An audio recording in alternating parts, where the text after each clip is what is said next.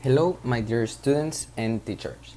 Uh, Hello, my dear classmates and teacher. Today I'm going to present my exercise 10 of contemporary war. First, I want to talk of the Cold War. The Cold War was a war that occurred after the World War II between the United States and the Soviet Union and their respective allies.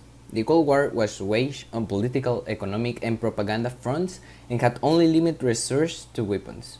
A state of political hostility and military tension between two countries or power blocs, involving propaganda, subversion, threats, economic sensation, and other measures short of open warfare. As but between the American and Soviet blocs after the World War II. This last paragraph is the definition of Cold War. Next, I'm going to explain the capitalism. The capitalism is an economic and political system in which a country trade and industry are controlled by private owners for profit rather by the state. This is the system that the United States was in favor. Then we have the socialism, a political and economic theory of social organization which advocates that the means of production, distribution, and exchange should be owned or regulated by the community as a whole. This was the system that used the Soviet Union. Then there is my interview.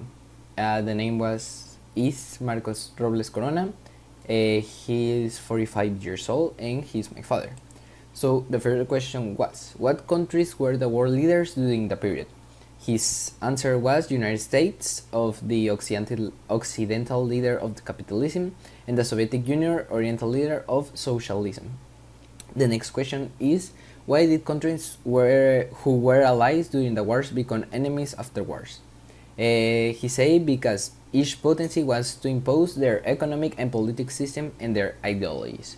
The next question is, where did the Cold War take place? The Cold War took place in many parts of the world.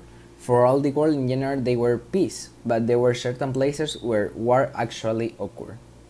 Then, what opinion did the general public have of the Cold War? His answer was that there was a fight for the supremacy between two world powers.